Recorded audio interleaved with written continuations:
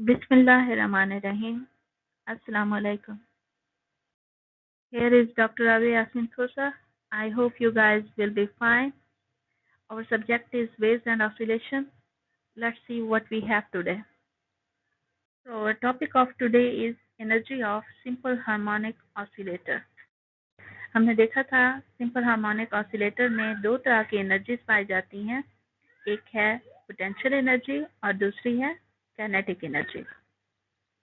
दो तरह की क्यों एनर्जीज पाई जाती हैं?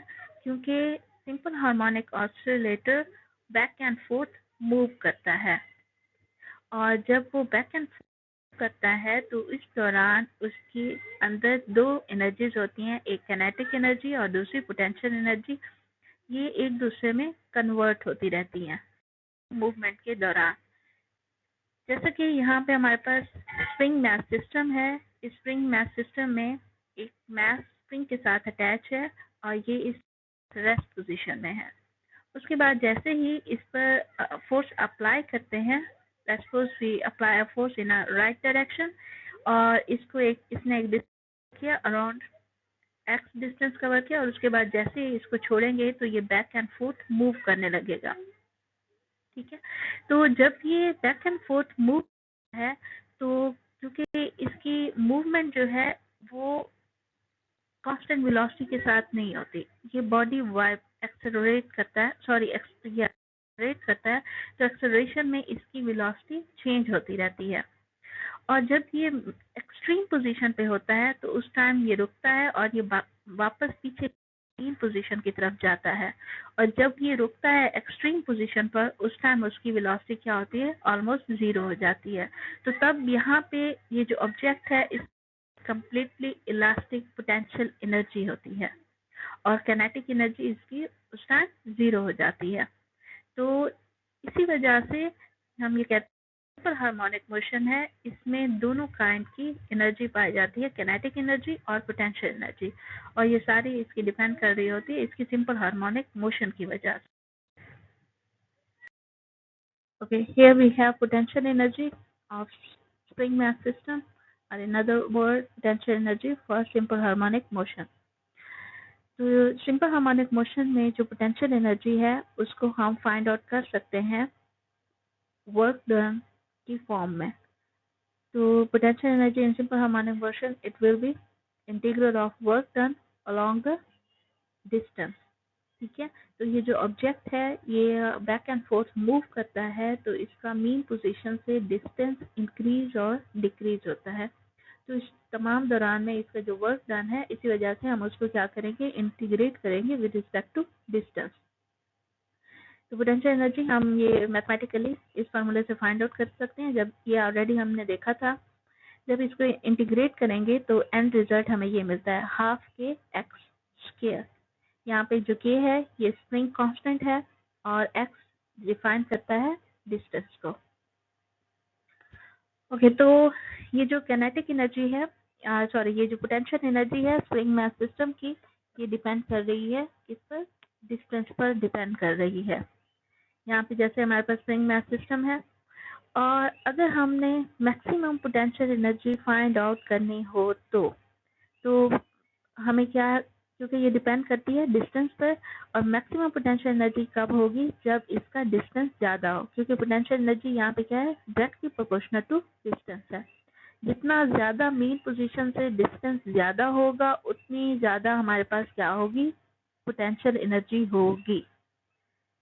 सही है, क्योंकि ये डायरेक्टली प्रोपोर्शनल है डिस्टेंस के। और हमने यहाँ पे ऑलरेडी आप लोगों को पिछली स्लाइड में भी बताया है, जो जितना ही बॉडी अपने मीन पोजीशन से डिस्टेंस कवर करता जाता है, वो जैसे ही मैक्सिमम पोजीशन पे पहुंचता है तो मैक्सिमम पोजीशन पे वेलोसिटी ऑलमोस्ट जीरो हो जाती है। जब वेलोसिटी जीरो हो गई तो इसका मतलब है काइनेटिक एनर्जी वहाँ पे खत्म हो जाती है, और उस टाइम मैक्सिमम जो थिंग होती है वो सिर्फ पोटेंशियल एनर्जी की फॉर्म में होती है। तो इसी वजह से पोटेंशियल एनर्जी एक्सट्रीम पोजीशन पर मैक्सिमम होती है, और मैथमेटिकली ऑलरेडी आप यहाँ पे देख रहे हैं potential energy is proportional to distance. और अगर मैक्सिमम में देखें तो ये क्या है, जब मैक्सिमम डिस्टेंस होगा तब पोटेंशियल एनर्जी क्या होगी, मैक्सिमम होगी। Next is kinetic energy. अब kinetic energy is the most famous formula. Kinetic energy is equal to half m v². तो इसका मतलब है जो पोटेंशियल एनर्जी है वो किसके प्रोपोर्शनल, सॉरी किनेटिक एनर्जी किसके प्रोपोर्शनल है, वेलोसिटी के प्रोपोर्शनल है। और जब अभी आप लोगों को बताया कि जो हमारे पास ये स्प्रिंग मैथ सिस्टम होता है और इसमें सिंपल हार्मोनिक मोशन है, सिंपल हार्मोनिक मोशन में हमारे पास ये जो ऑब्जेक्ट होता है वाइब्रेट कर रहा है, इसकी वेलोसिटी कभी भी कांस्टेंट नहीं होती, ये हमेशा एक्सेलरेट करता है। तो इस होल मूवमेंट के बीच, बैक एंड फोर्थ मूवमेंट के बीच में ये जो ऑब्जेक्ट है इसके पास वेलोसिटी हर टाइम पे और हर पॉइंट पे चेंज हो रही होती है। तो इसकी जब मैक्सिमम, जब ये वाइब्रेट कर रहा है तो मैक्सिमम इसकी velocity at the mean position होती है। ऑल्दो वो मीन पोजीशन पे रुकना चाहता है, लेकिन उसके अंदर जो रेस्टोरिंग फोर्स होती है ये इसको आगे और पीछे बैकवर्ड मूव करवाती रहती है। तो एक्सट्रीम पोजीशन पे तो काइनेटिक वेलोसिटी उसकी 0 हो जाती है, लेकिन मीन पोजीशन पर ऑलमोस्ट मैक्सिमम होती है। और अगर बॉडी में, जैसे ये यहाँ पे हमारे पास स्प्रिंग मैथ सिस्टम है, अगर फ्रिक्शन ना हो तो ये हमेशा वाइब्रेट ही करता रहेगा और मीन पोजीशन पर वेलोसिटी मैक्सिमम होगी। तो इसमें स्प्रिंग मैथ सिस्टम में क्या है, kinetic energy is proportional to velocity. और मैक्सिमम आपको काइनेटिक एनर्जी कहाँ पे मिलेगी, जब आपके पास मीन पोजीशन पे आप जब ऑब्जेक्ट होगा तो तब आप हमारे पास क्या होगी, मैक्सिमम काइनेटिक एनर्जी मिलेगी। So next is total kinetic energy. Total energy क्या होती है, इसका मैकेनिकल एनर्जी। हम इसको मैकेनिकल एनर्जी क्यों कह रहे हैं, क्योंकि ये जो स्प्रिंग सिस्टम है या सिंपल हार्मोनिक मोशन है ये मैकेनिकल मोशन है। मैकेनिक्स कहते हैं मूवमेंट को। तो यहाँ पे जो एनर्जी प्रोड्यूस हो रही है, काइनेटिक एनर्जी या पोटेंशियल एनर्जी, ये किस वजह से, ऑब्जेक्ट की मूवमेंट की वजह से है। तो इस वजह से इसको हम मैकेनिकल एनर्जी भी कहेंगे। तो मैकेनिकल एनर्जी या टोटल एनर्जी क्या है, it's a sum of potential energy and kinetic energy. और यहाँ पे इन दोनों का जब सम लेंगे तो ये हमारे पास आता है हाफ के एक्सएम का स्क्वायर। ओके, यहाँ पे कुछ इंपॉर्टेंट पॉइंट्स हैं जो कि in kinetic and potential energy से हमने फाइंड आउट किए हैं। वो क्या है, at the mean position the energy is entirely kinetic energy and potential energy is 0। ये अभी मैंने आप लोगों को बताया कि जो मीन पोजीशन होता है वहाँ पे ऑब्जेक्ट की वेलोसिटी मैक्सिमम होती है, तो इसी वजह से तो उस ऑब्जेक्ट के पास मीन पोजीशन पर सिर्फ और सिर्फ काइनेटिक एनर्जी ही होती है। पोटेंशियल एनर्जी उस टाइम उस मीन पॉइंट पे 0 होती है। ठीक है, next is at the extreme position the energy is entirely potential and kinetic energy is 0। Same thing कि जब हम एक्सट्रीम पोजीशन पे होंगे, एक्सट्रीम पोजीशन पे क्या है, ऑब्जेक्ट अपनी मैक्सिमम पोजीशन पर है, एक्सट्रीम पोजीशन पे है। और जब कोई ऑब्जेक्ट अपनी एक्सट्रीम पोजीशन पे होता है वो उस टाइम क्या होता है, तो एक्सट्रीम पोजीशन पे हमें सारी की सारी kinetic energy, sorry potential energy मिलती है और काइनेटिक एनर्जी 0 होती है। Okay, at any other position the energy is partially kinetic energy and partial potential। सही है, तो ये जो मीन पोजीशन और एक्सट्रीम पोजीशन है इन पर हमें प्योर फॉर्म में आइदर किनेटिक एनर्जी मिलेगी और आइदर पोटेंशियल एनर्जी। लेकिन इन दो पोजीशन के बीच में जो हमें, अगर हमने एनर्जी फाइंड आउट करनी है तो हमें वो प्योर फॉर्म में नहीं मिलेगी, कुछ उसमें पार्शियल एनर्जी होगी और उसमें कुछ पार्शियल पोटेंशियल एनर्जी होगी और पार्शियल किनेटिक एनर्जी होगी। So the energy of acceleration is directly proportional to the scale of amplitude of motion। ठीक है, तो total energy यहाँ पे क्या है, it's a directly proportional to scale of amplitude of motion। It's given over here in this equation। Okay, graphically इस सारा energy of simple harmonic motion को हम यूँ दिखा सकते हैं कि लेट्स सपोज ये हमारे पास मीन पोजीशन है, ये इक्विलिब्रियम पोजीशन है और एक तरफ हमारे पास एम्पलीट्यूड है नेगेटिव में और दूसरी तरफ एम्पलीट्यूड है मैक्सिमम में। क्योंकि ये जो ऑब्जेक्ट होता है सिंपल हार्मोनिक मोशन में, वो ऑब्जेक्ट क्या होता है, मीन पोजीशन से बैकवर्ड और फोर्सवर्ड मूव करता है, यानी कि उसका एक पॉजिटिव एम्पलीट्यूड होता है और एक नेगेटिव एम्पलीट्यूड होता है। सही है। तो इसमें जब ये ऑब्जेक्ट मीन पोजीशन पे होता है तो तब उसके पास वेलोसिटी मैक्सिमम होती है। तो इसी वजह से उसके पास मीन पोजीशन पर काइनेटिक एनर्जी क्या होनी चाहिए, मैक्सिमम होनी चाहिए। ठीक है। अगर ये वाई एक्सिस में एनर्जी शो की जाए तो वाई एक्सिस में हमारे पास दो एनर्जी की फॉर्म मिलेंगी, एक एनर्जी काइनेटिक एनर्जी और दूसरी पोटेंशियल एनर्जी। तो यहाँ पे जो ग्राफ है एक ब्लू में लाइन है, ये ब्लू लाइन शो कर रही है पोटेंशियल एनर्जी को, और जो रेड लाइन है वो शो कर रही है काइनेटिक एनर्जी को। तो अभी मैंने आप लोगों को बताया कि मीन पोजीशन पर वेलोसिटी मैक्सिमम होती है, तो इसका मतलब है काइनेटिक एनर्जी क्या होनी चाहिए, मैक्सिमम होनी चाहिए। तो इसी वजह से यहाँ पे अलोंग वाई एक्सिस जो एनर्जी है वो मैक्सिमम क्या है, काइनेटिक एनर्जी है। और इसी तरह इसी मीन पोजीशन पर वेलोसिटी क्योंकि मैक्सिमम है तो पोटेंशियल एनर्जी क्या होनी चाहिए, ऑलमोस्ट जीरो। तो यहाँ पे वाई एक्सिस में जो ब्लू कर्व है वो क्या है, ऑलमोस्ट जीरो को टच कर रही है, तो पोटेंशियल एनर्जी इस वक्त जीरो है। उसके बाद जो ऑब्जेक्ट है जैसे जैसे एक्सट्रीम पोजीशन की तरफ जाता है, आइदर वो एक्सट्रीम पोजीशन पॉजिटिव में हो या वो एक्सट्रीम पोजीशन नेगेटिव में हो, तो उसमें क्या होता है, उसकी वेलोसिटी आहिस्ता आहिस्ता डिक्रीज होना शुरू हो जाती है और एक्सट्रीम पोजीशन पर उसकी वेलोसिटी ऑलमोस्ट जीरो हो जाती है, क्योंकि ऑब्जेक्ट यहाँ इन दो पॉइंट्स पर, एक्सट्रीम पॉइंट्स पर रुक जाता है और उसके बाद फिर बैकवर्ड मूव करता है। तो जैसे ही एक्सट्रीम पोजीशन पे जाता है, आइदर पॉजिटिव हो या नेगेटिव, तो उसका क्या है, वेलोसिटी ऑलमोस्ट कम है और वो जो ऑब्जेक्ट है एनर्जी स्टोर करता है पोटेंशियल एनर्जी की फॉर्म में। तो इस वजह से जो काइनेटिक एनर्जी की कर्व है, जो रेड कर्व, वो डाउनवर्ड आ रही है और वो ऑलमोस्ट जीरो को टच करती है। तो लेकिन पोटेंशियल एनर्जी की वैल्यू इंक्रीज होना शुरू हो जाती है मेन पोजीशन से और वो मैक्सिमम वैल्यू की तरफ जाती है। तो सेम ग्राफिकली भी हमने इसको देख लिया, काइनेटिक एनर्जी और potential energy simple harmonic motion में किस तरह से वेरी होती है। ठीक है। तो एक्सट्रीम पोजीशन पर और मेन पोजीशन पर आपको प्योर काइनेटिक और पोटेंशियल एनर्जी मिलेंगी, लेकिन in between it will be the mixture of both. Okay, now we have problems related to kinetic energy and potential energy of simple harmonic motion.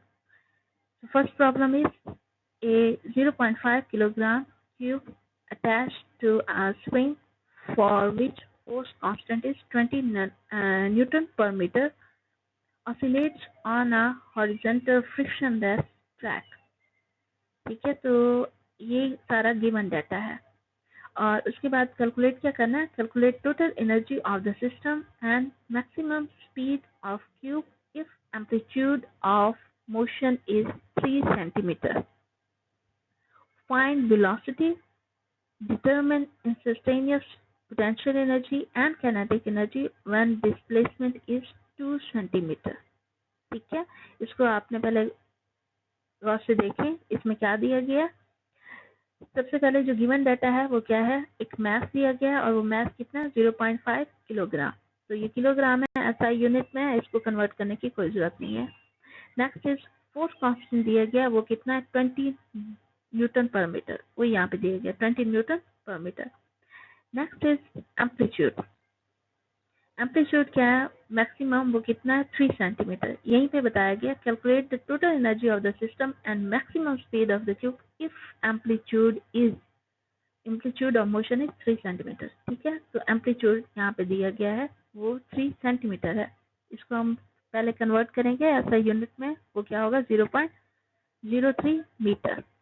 अब हमने मालूम क्या करना है, वो मालूम करना है टोटल एनर्जी और मैक्सिमम वेलोसिटी, ये मालूम कर। उसके बाद दूसरी कौन सी चीज मालूम करनी है, instantaneous velocity, potential energy and kinetic energy जब डिस्टेंस कितना हो, 2 सेंटीमीटर हो।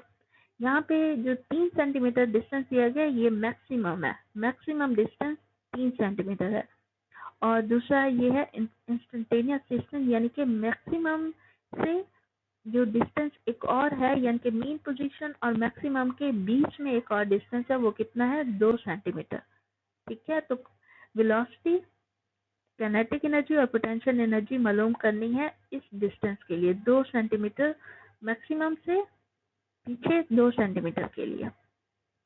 तो पहले क्या मालूम करना है? Total energy. तो टोटल एनर्जी का हमने यहाँ पे फॉर्मूला ऐड अप कर दिया, और जब इसको आप सॉल्व करेंगे तो तब आपके पास ये इसकी वैल्यू आएगी। नेक्स्ट उसमें इसी में क्या बताया? मैक्सिमम काइनेटिक एनर्जी मालूम करनी है, तो सॉरी मैक्सिमम वेलोसिटी मालूम करनी है। ये हमने लास्ट पिछले लेक्चर में देखा था कि मैक्सिमम वेलोसिटी किस तरह से मालूम कर सकते हैं। वो ये फार्मूला लगाया गया और इसको सॉल्व किया जा सकता है, जस्ट वैल्यूज एड अप करनी है। अब जो सेकंड पार्ट है उसमें है इंस्टेंटेनियस वेलोसिटी। ये है मैक्सिमम वेलोसिटी, इसी वजह से इधर सिर्फ और सिर्फ मैक्सिमम डिस्टेंस कंसीडर किया, ओमेगा एक्स एम लिया गया है। तो इंस्टेंटेनियस में क्या है? 2 डिस्टेंस दिए गए, उन दोनों को कंपैरिजन में ये वैल्यू वेलोसिटी हमें चाहिए। तो इसी वजह से ये जो मोस्ट कॉमन फार्मूला है ये इस्तेमाल किया गया है। इसमें दोनों वेलोसिटी डिस्टेंस आ गए हैं, एक मैक्सिमम डिस्टेंस आया है और जो दूसरा डिस्टेंस जो ऑब्जेक्ट ने मीन पोजीशन और मैक्सिमम के बीच में कवर किया उसको दिया गया है। तो ये क्या सी वेलोसिटी है? Instantaneous velocity. तो जब ये वैल्यूज एडअप कर दी गई हैं तो तब आप लोगों को ये वैल्यू मिलेगी।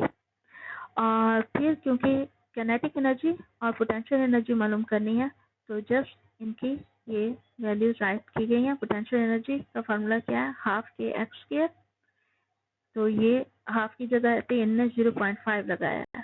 ठीक है, तो इसमें कंफ्यूज आपने नहीं होना कि यहाँ पे तो हाफ है और यहाँ पे 0.5 क्या आ गया। 0.5 और हाफ एक ही चीज है, जस्ट इन्होंने इसमें पॉइंट्स की फॉर्म में इस्तेमाल किया है। इसी तरह से यहाँ पे वेलोसिटी है, तो यहाँ पे जो वेलोसिटी मालूम की है वो किसके लिए है? इंस्टेंटेनियस वेलोसिटी के लिए। तो इस वजह से ये वेलोसिटी का ये वाली वैल्यू इस्तेमाल की है, ना कि मैक्सिमम वाली इस्तेमाल की है। ठीक है, क्योंकि वेलोसिटी किसके लिए मालूम करनी थी? काइनेटिक एनर्जी किस कब पूछी गई? जब इंस्टेंटेनियस वेलोसिटी की बात की गई, तो इस वजह से ये वैल्यू एड अप की गई। ठीक है, आई होप आप लोगों को इसकी समझ आ गई होगी। अगर ना आए आप मुझसे पूछ सकते हैं। Okay, now we have problem number 2. What is that? A mass spring system oscillate with amplitude 3.5 centimeter if the spring constant is 215 Newton per meter and the mass attached to the spring is 0.5 kg. Find mechanical energy of the system, maximum speed of the system and maximum acceleration of the system. ठीक है, तो यहाँ पे जो data दिया गया है वो क्या है? एक मैथ दिया गया है, वो मैथ कितना है? 0.5 kg। स्प्रिंग का फोर्स कांस्टेंट या स्प्रिंग कांस्टेंट वो कितना है? 250। और एम्पलीट्यूड कितना दिया गया है? वो है 3.5 सेंटीमीटर। जस्ट यहाँ पे एक यूनिट है जो एसआई में नहीं है, तो उसको कन्वर्ट आप कर लेंगे मीटर में, तो इसकी ये वैल्यू आती है। और फिर हमने मालूम क्या करना है? Mechanical energy. मैकेनिकल एनर्जी क्या होती है? अभी आप लोगों को बताया, it's a total energy, it's a sum of kinetic energy and potential energy. आप लोगों ने अलग अलग काइनेटिक और पोटेंशियल फाइंड आउट नहीं करने बैठ जाना, जस्ट सिंपली इसका फॉर्मूला यूज कर लेना। We all know that total energy is equal to half K X M square. तो जस्ट ये वैल्यू आप एडअप करेंगे तो आपको ये फाइंड आउट कर सकते हैं। अगेन यहाँ पे हमारे पास किसकी वैल्यू है? मैक्सिमम वेलोसिटी हमने फाइंड आउट करनी है। तो मैक्सिमम वेलोसिटी में आप लोगों को एम्पलीट्यूड ऑलरेडी दिया गया है, तो एम्पलीट्यूड की वैल्यू जस्ट यहाँ पे यूज होगी, तो आप इसको फाइंड आउट कर सकते हैं। और इसी तरह से एक्सेलरेशन के लिए भी मैक्सिमम ही वेलोसिटी मैक्सिमम ही डिस्टेंस यूज करना है, तो वो यहाँ पे दिया गया, जस्ट ये वैल्यूज ऐड करनी है और आप इसको मालूम कर सकते हैं। इवन अब आपको ये मैक्सिमम वेलोसिटी और मैक्सिमम एक्सेलरेशन इस लेक्चर में फाइंड आउट करना मुश्किल नहीं होना चाहिए, क्योंकि लास्ट लेक्चर में हमने इनको बड़े डिटेल से देखा है। ठीक है, to move further, next is the problem. A 8 kg body executes simple harmonic motion with amplitude of 30 centimeter. The restoring force is 60 Newton when the displacement is 30 centimeter. Find 1 period, acceleration, speed, kinetic energy and potential energy when the displacement is 12 centimeter. ठीक है, तो अब यहाँ पे हमने क्या data हमें दिया गया है, एक रेस्टोरिंग फोर्स दी गई है, वो कितनी है 60 न्यूटन। दूसरा जो डिस्टेंस है, ऑब्जेक्ट ने डिस्टेंस कवर किया है वो कितना 30 सेंटीमीटर, और जो मास अटैच है वो है 8 kg, और जो एम्पलीट्यूड है वो भी कितना है 30 सेंटीमीटर। तो एम्पलीट्यूड और डिस्टेंस ये ऑलमोस्ट सेम वैल्यूज हैं। ओके, नेक्स्ट जो डिटरमिन करना है वो टाइम पीरियड मालूम करना है, और acceleration, speed, kinetic energy, potential energy, और ये वैल्यूज मालूम करनी है जब हमारे पास डिस्प्लेसमेंट कितना होना चाहिए 12 सेंटीमीटर होना चाहिए। तो तब ये वाली चीजें मालूम करनी है। जब टाइम पीरियड मालूम करना है तब ये 12 सेंटीमीटर को आपने माइंड में नहीं लाना। ये 12 सेंटीमीटर वैल्यूज दी गई हैं जब आप लोगों ने ये वाला सेक्शन कैलकुलेट करना है, यानी कि एक्सेलरेशन, स्पीड, काइनेटिक एनर्जी और पोटेंशियल एनर्जी। सही है। तो रेस्टोरिंग फोर्स क्या होती है? रेस्टोरिंग फोर्स क्या है? न्यूटन हुक्स लॉ के मुताबिक F is equal to kx। और असल में आपने मालूम क्या करना है? Time period. तो टाइम पीरियड का फॉर्मूला क्या होता है? वो है T is equal to 2 m over k। 2 की वैल्यू पता है, m का मैथ भी हमें पता है, जस्ट हमें मालूम नहीं है k की वैल्यू। तो ये k की वैल्यू फाइंड आउट करने के लिए हम यूज करेंगे रेस्टोरिंग फोर्स के फार्मूला को। तो जस्ट रेस्टोरिंग फोर्स का फार्मूला यूज करके इसकी वैल्यू फाइंड आउट कीजिए, और फिर हम इसको टाइम पीरियड में एड अप कर सकते हैं और वैल्यू कैलकुलेट कर सकते हैं। फिर जो नेक्स्ट पार्ट है उसमें हमने मालूम क्या करना है? एक्सेलरेशन मालूम करनी है। तो एक्सेलरेशन का भी फार्मूला दिया गया है यहाँ पे, जस्ट उसकी वैल्यू एड अप की है और आप एक्सेलरेशन फाइंड आउट कर सकते हैं। और यहाँ पे एक्सेलरेशन पे यहाँ पे आपके पास -k/m x है, तो x आपने यहाँ पे वो 30 सेंटीमीटर वाला x यूज नहीं करना, बल्कि कौन सा करना है? 12 वाला। ठीक है, तो इस वजह से यहाँ पे 12 लगाया गया है। और जो हमने स्पीड मालूम करनी है, तो स्पीड भी हमने स्पॉन्टेनियसली मालूम करनी है, यानी कि मैक्सिमम और जो मेन पोजीशन, और असल में इनका डिफरेंस होगा 30 सेंटीमीटर और 12 सेंटीमीटर वाला। एक्जैक्टली यही चीज यहाँ पे दी गई है। काइनेटिक एनर्जी और पोटेंशियल एनर्जी भी इसी तरीके से ही हम मालूम करेंगे। सॉरी, ये वेलोसिटी वाली अगर आप टर्म लगा दें तब भी इसको आप सॉल्व कर सकते हो।